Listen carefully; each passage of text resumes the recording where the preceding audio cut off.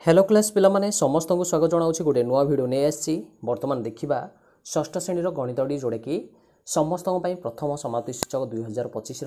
आशा करुच्ची जो मैंने पूर्वर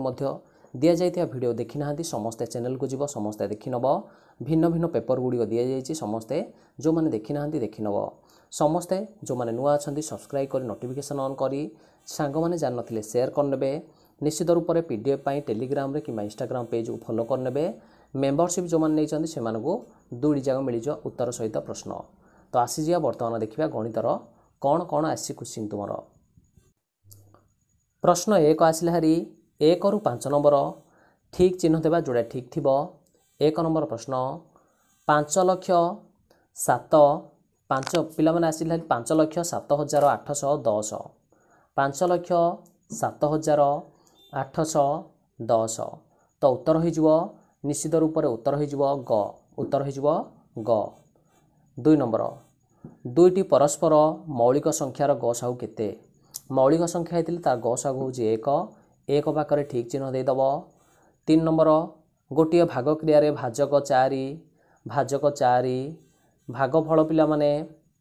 12 भाग शेष 3 हेले उत्तर हो केते 51 उत्तर हो केते 51 देखिपुच समस्ते ये ठीक चिन्ह मार समस्ते है कि जो बॉक्स अच्छी ठीक चिन्ह मार रेखांकित अंश समुदाय त्रिभुजर केते अंशटी केते अंश निश्चित रूप से आम कहीपर जे जो चित्रटी अच्छी केते अंश हो पिला माने जदि यहाँ गोटे त्रिभुज 1/6 उत्तर हो घ 5 नंबर 6.3 को दशमिक लिखिले क्यों संख्या मिल 6.3 केते हो 6 अर्थ है केते पिला माने निश्चित रूप से उत्तर हो घ तापर आस हारी 6 नंबर को 4 गुणन 1 रे 5टा शून्य है कि 4 गुणन 1 रे 5टा शून्य 1 रे 5टा शून्य बोले कौन लगेदेव 4 रे 5टा शून्य लगेदेव आम जापार तो पिला माने 4 रे जदि 5टा शून्य थी आम लिखिपर संख्याटी केते हो से देइछि लिखिया ना 4 तापर आसरी 5000 आसरी तापर आसरी 800 तापर आसरी निश्चित रूप से 6.1091 उत्तर हो 405869 समस्त लिखिन 60 डिग्री अनुपूरक कोण किए 30 डिग्री उत्तर 7 नंबर 8 होगा 328 प्लस 195 बेले ये आम लिखा 228 सॉरी 328 एटा हूँ क्रम विनिमय 9 नंबर गोटे त्रिभुजर डैश शीर्षबिंदु अच्छी 3टी उत्तर हो 3टी 1 लाख पिला माने डैश हजार 1 लाख पिला माने लिखि नब 100,000 उत्तर हो 11 नंबर आसला हारी 11 ରୁ 20 नंबर पर्यंत समस्त प्रश्नर उत्तर लिख 1 ରୁ 10 मध्य केतेटा मौलिक संख्या अच्छी 2 गोटे 3 गोटे 5 गोटे 7 गोटे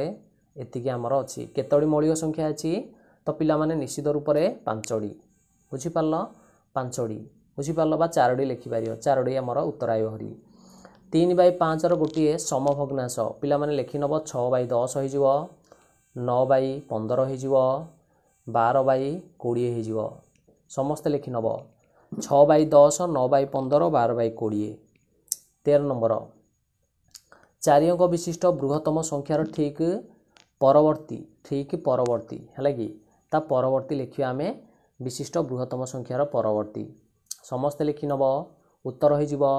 9998 9998 14 नंबर